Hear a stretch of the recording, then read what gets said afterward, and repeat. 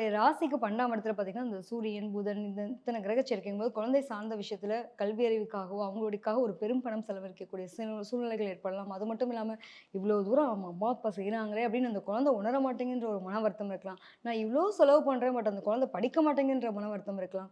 So இத வந்து நீங்க இத என்னத்த சொல்றது? இது அவங்களுக்கா தெரியணும் அப்படிங்கிற மாரி உங்களுக்குள்ளேயே புலம்பிட்டு போகக்கூடிய சூழ்நிலைகள் அமையலாம். அதுல யாராவது ஒருத்தவங்க தலையிடணும்னு நம்ம நெனைப்போம்ல. வீட்ல ஒரு குழந்தை படிக்கலன்னா, யார ஃபர்ஸ்ட்டு கேட்போங்க?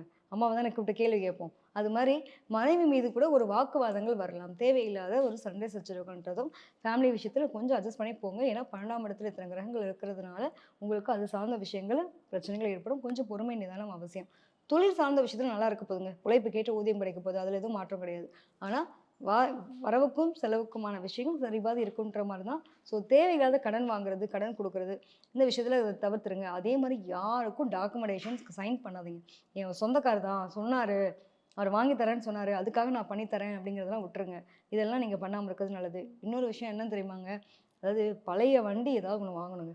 ஏன் பழைய வண்டி சொல்றேன் அப்படின்னா, அந்த கார் வாங்கணும்னு ஆசை. ஒரு சின்ன கார்ன்னு எனக்கு புடிச்ச மாரி ஒரு கார் வாங்குனா கூட, புது வண்டி தான். ஃபர்ஸ்ட் ஓனர் தான். ஏன் இத வாங்கினா என்ன? இவ்வளோ காசு போட்டு முடக்குறதுக்கு, ஒரு ஷார்ட் அண்ட் இதுவா நம்ம பண்ணலாமே அப்படிங்கிற மாரியான எண்ண சிந்தனைகள்லாம் வரக்கூடிய அமைப்பு இருக்கும். அதுக்கான பேச்சுவார்த்தைகளோ, உங்களுக்கு செயல்பாடுகளோ நடக்கக்கூடிய அமைப்பு இருக்கும். சில பேர் பார்த்தீங்கன்னா, பழைய வண்டி ரொம்ப ரிப்பேர் ஆயிட்டே இருக்குங்க. அத குடுத்துட்டு புது வண்டி வாங்குவோம். அப்படிங்கிற எண்ணம் வரலாம். வீடு மாற்றம், இடம் மாற்றம் அப்படிங்கிறது சந்திக்கக்கூடிய சூழ்நிலைக்கும், தொழில் சார்ந்த விஷயத்துல வந்து ஒரு குறிப்பிட்ட காலகட்டம் அலைச்சல் பயணம் இருக்க தான் செய்யும். அலைச்சல் பயணத்துக்கு அப்புறம் தான் மாற்றங்கள் வரக்கூடிய தன்மைகள் அடுத்தடுத்த காலகட்டங்கள்ல நடக்கிறது மாரியான அமைப்புகள் உண்டு.